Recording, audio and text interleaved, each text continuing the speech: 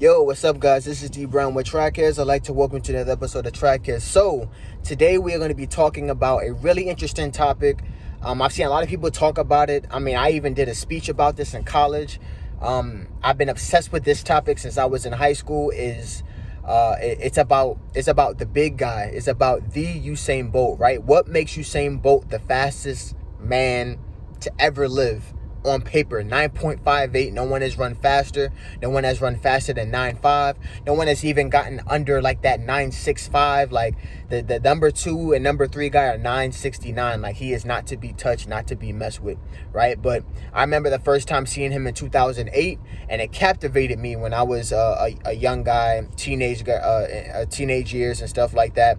And I've been obsessed with it ever since then. So I want to give 3 different reasons about why Usain Bolt is the fastest guy, right? These are like based in science. They're based in physics. These are based in my eyes. These are just things that I've seen and I continue to see about what makes this guy the beast, the man, the monster. All right. So the number one reason why he is, or should I do a top 3? I wouldn't say top 3 reasons why. The number 1 reason why would be his stride length, right? Usain Bolt is no secret. This guy is super tall. He's 6'5". He's about 215 pounds, 210 pounds, or roughly around there. But he's not just a regular 6'5". He is a lanky, lanky range. Like, his range of motion is ridiculous, right? And I want to really get into the thing of the concept of stride length, right? A lot of people think stride length is dictated by how open you are when you're running, right? About how open you are when you're running. And that's one part of the equation, right? It's basically, their flexibility, your range of motion, all these things. But when you're sprinting, especially the 100, your stride length isn't just dictated by how open you are, but it's also about the amount of force that you put down on the track. The fact that this guy was 6'5", 200 and let's say 5 pounds at his peak, right, with the day that he ran 9.58, or in 2008, 2009, when he was around 200 to 205 pounds, 210 pounds, around there, we have to assume, and we can look back in the videos and stuff, this guy started weight training around that time when he decided to run the 100. And the amount of power this guy was able to produce was crazy. We see a lot of videos of these guys doing single leg presses when they're leg pressing well over 800, 900, 1,000 pounds on one leg. You know how much power that is? 1,000 pounds for him, that's 5 times his body weight. It's been recorded that, his coach has stated that in a lot of videos, especially back then, that the human body, especially when you're talking about how much power it has to reabsorb when they're sprinting and when they're running, is well over 3 to 5 times the body weight of a sprinter. That's how much power that they have to be able to absorb. So it's not lost on me that, and like I said, if you're weight training, if you're in the weight room, 1,000 pounds on a leg press machine for 2 legs is definitely doable.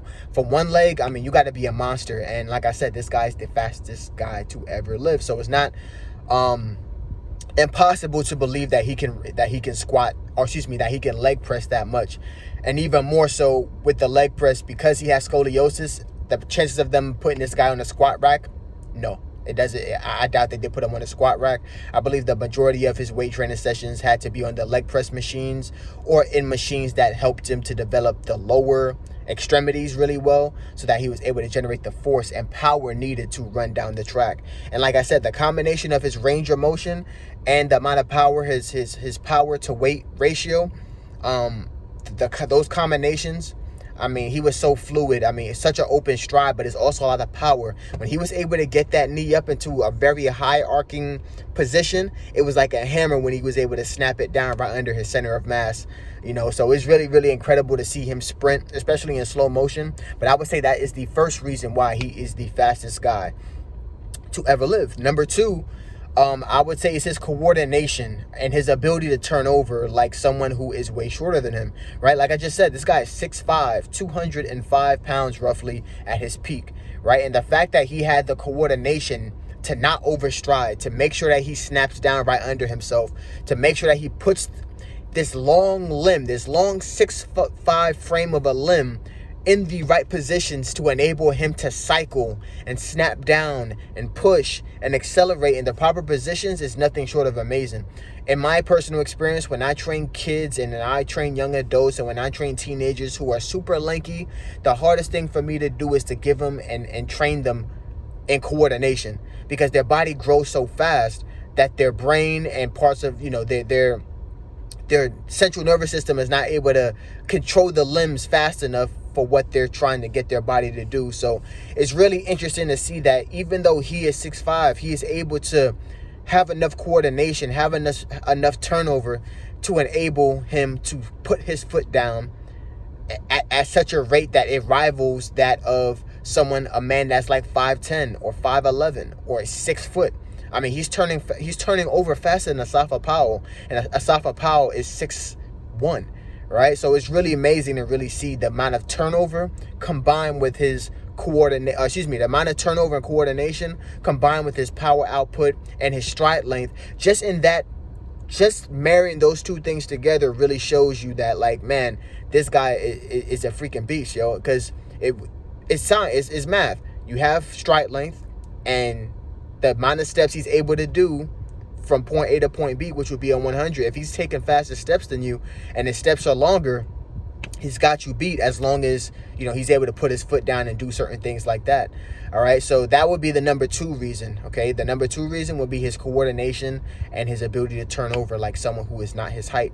Number 3 would have to be, and this is the last one, guys. Number 3 would have to be the fact that he did not start out in the 100-meter dash. So I have this theory, right? There's a theory I'm going to be continue talking about as the year goes along and these videos start to come out a little bit more, is that a lot of the best 100-meter runners, especially the bigger they are, they have a 400-meter base, which enables them to be quality, top-notch, top-high, top-end speed 100-meter guys, right? So the fact that he ran the 400-meter dash, has a well-developed energy system, right? I mean, this guy was running 45 seconds in high school. He was no slouch, right? 6'5", had the energy system, had the lactic tolerance, had the ability to produce energy with the same energy system needed for the 400, but had the coordination for the 100.